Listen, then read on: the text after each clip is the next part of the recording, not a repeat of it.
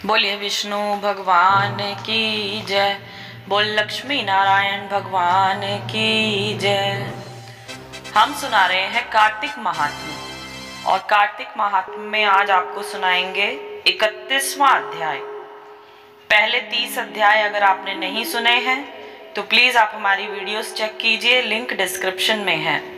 तो आज शुरू करते हैं 31वां अध्याय। उससे पहले अगर आप चैनल पर न्यू हैं तो प्लीज चैनल को सब्सक्राइब कीजिए।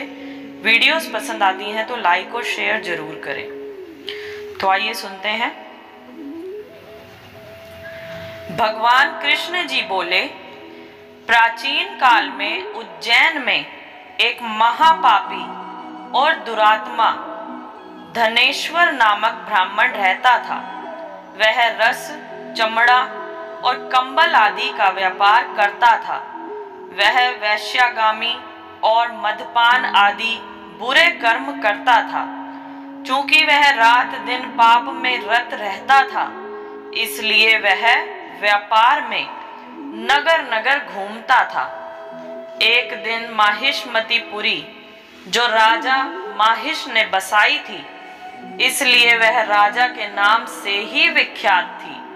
नगरी के पास ही पाप नाशिनी पुण्यकारिणी भगवती नर्मदा बहती थी।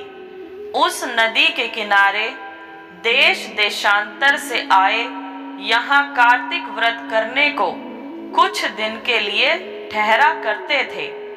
उन कार्तिक व्रत करने वाले प्राणियों को वहां ठहरा देखकर वह दुष्ट धनेश्वर भी इधर उधर घूमता हुआ 1 मास के लिए वहां ठहर गया।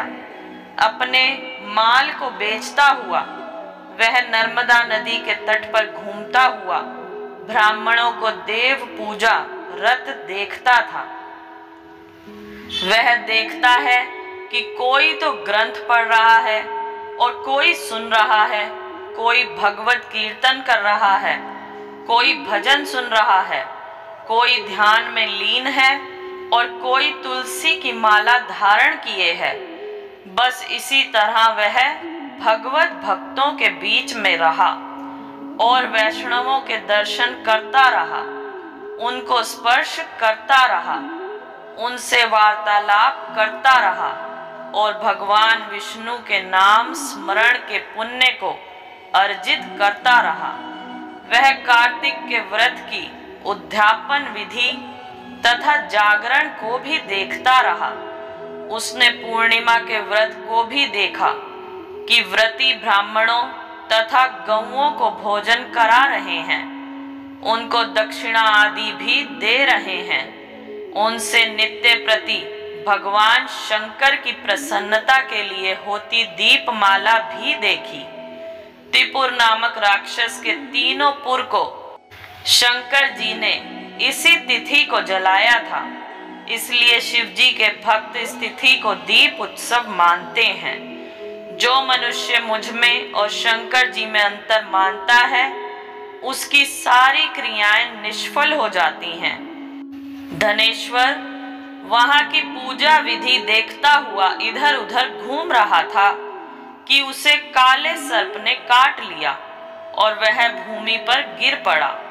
उसकी यह दशा देखकर वहां के दयालु भक्तों ने उसे चारों ओर से घेर लिया और उसके मुंह पर तुलसी दल मिश्रित जल के छींटे देने लगे।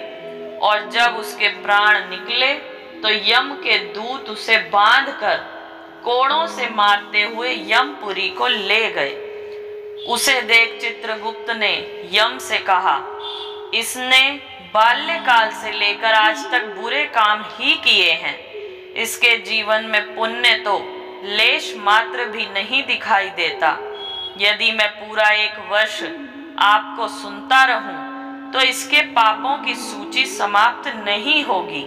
यह महापापी है, अतः इसको 1 कल्प तक घोर नरक में डालना चाहिए।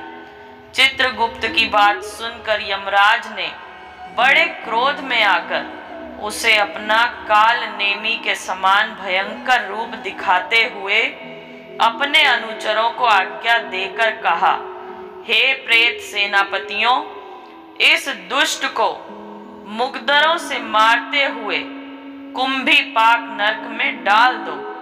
सेनापति ने मुगदरों से उसका सिर फोड़ते हुए कुंभी पाक नरक में ले जाकर खोलते हुए तेल के कढ़ाव में डाल दिया। प्रेत सेनापतियों ने ज्यों ही तेल की कढ़ाव में फेंका, मां लपलपाती हुई आग अपने आप ठंडी हो गई, जैसे कि प्रहलाद को अग्नि में डालने से वह ठंडी हो गई थी। यह विचित्र घटना देख के प्रेत सेनापतियों ने यमराज के पास जाकर सब हाल कहा। यमराज भी आश्चर्यचकित हो धनेश्वर को अपने पास बुलाकर स्थिति पर विचार करने लगे। उसी समय नारायण नारायण का कीर्तन करते हुए देव ऋषि नारद जी भी वहां आ पहुंचे और यमराज से कहने लगे, हे यमराज, यह ब्राह्मण नरक में डाले जाने के योग्य नहीं है, क्योंकि इसने अंत समय में कुछ शुभ कार्य किए हैं जो कि नरक यातना को नष्ट करने वाले हैं।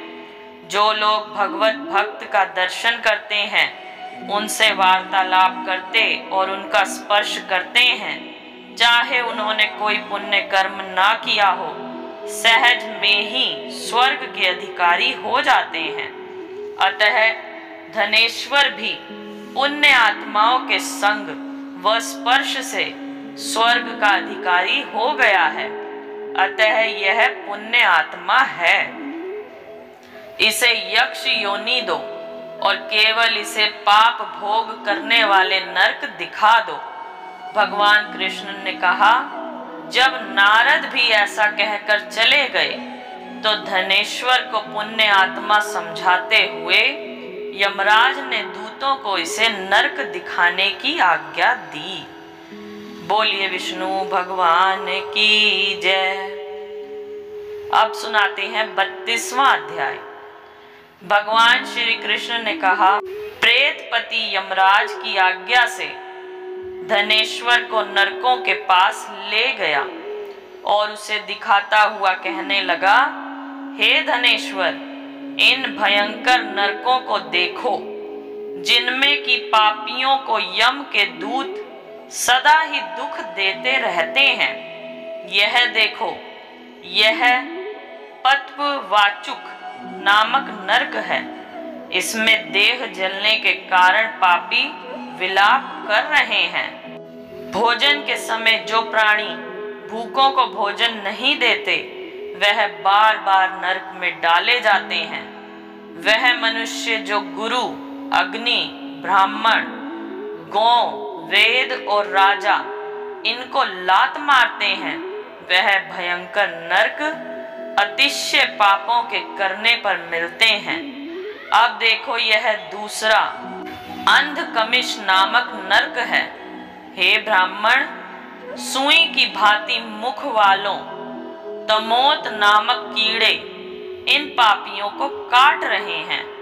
इस नरक में दूसरों का दिल दुखाने वाले पापी गिराए जाते हैं। अब ये तीसरा क्रके नामक भयंकर नरक है। इस नरक में पापी और से चीरे जाते हैं।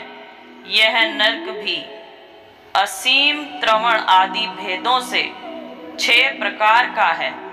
इसमें स्त्री तथा पुत्रों में वियोग कराने वाले प्राणियों को कढ़ाई में पकाया जाता है। 2 प्रियजनों का बिछोह करने वाले मनुष्य भी 80 मंत्र सभी तलवार की धार से काटे जाते हैं और कुछ भेड़ियों के डर से भाग जाते हैं। अब तुम ये चौथा नरक देखो। इसका नाम अर्गल है। इसमें पापी लोग तरह तरह से चिल्लाते हुए इधर उधर भाग रहे हैं। यह नरक भी वध आदि भेदों से 6 प्रकार के हैं। यह देखो, यह कूट शालमली नामक 5वां नरक है। इसमें की अंगारों की भांति कष्ट देने वाले बड़े बड़े कांटे लग रहे हैं। यह भी यातना आदि के भेदों से 6 प्रकार का है। पर स्त्री गमन करने वाले प्राणी इस नरक में पकाए जाते हैं। देखो, यह उल्वण नामक छठा नरक है, जिसमें कि सिर नीचे करके पापियों को पकाया जाता है। जो लोग भक्ष्या भक्ष्य का विचार नहीं करते, दूसरों की निंदा और चुगली करते हैं, उनको इस नरक में डाला जाता है। देख लो कि ये लोग किस तरह से चिल्ला रहे हैं। दुर्गंध भेद से यह नरक भी 6 प्रकार का है। यह देखा 7वां कुंभी पाक नाम का नरक है। यह बहुत ही भयंकर है। हे ब्राह्मण, यह भी 6 प्रकार का है। इसमें महापातकी लोगों को पकाया जाता है। इस नरक में हजारों वर्ष तक यातना भोगनी पड़ती है। यही रौरव नरक है। इच्छा रहित जो पाप किए जाते वह सूखे, और इच्छा पूर्वक जो पाप किए जाते हैं वह पाप आर्द्र कहलाते हैं। इस प्रकार शुष्क या आर्द्र भेदों से यह पाप 2 प्रकार के होते हैं। इनके अतिरिक्त और भी पृथक पृथक 84 प्रकार के पाप हैं।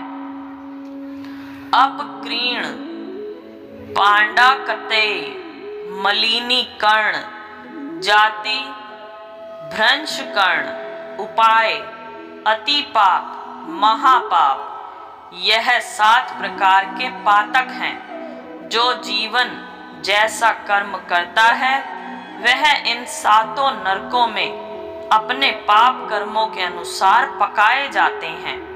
तुम्हारा चूंकि कार्तिक व्रत करने वाले प्रभु भक्तों से पर्याप्त मेलजोल रहा है, उसके पुण्य प्रभाव से तुम्हारी नरक यातना दूर हो गई है। भगवान कृष्ण ने कहा, इस प्रकार प्रेत पति ने धनेश्वर को सब प्रकार के नरक दिखाने के बाद यक्ष लोक में ले जाकर उसे वहां का राजा बना दिया। वहां पर उसका नाम धन यज्ञ हुआ और वह कुबेर जी का सेवक बन गया। बाद में महर्षि विश्वामित्र ने उसके नाम पर तीर्थ बनाया था। हे राजन, कार्तिक मास का व्रत महाफल का दाता है। इसके बराबर कोई दूसरा पुण्य कर्म नहीं है। जो कोई यह व्रत करता है तथा व्रत करने वाले का दर्शन करता है, उसे अवश्य मुक्ति मिलती है। बोलिए लक्ष्मी नारायण भगवान की जय।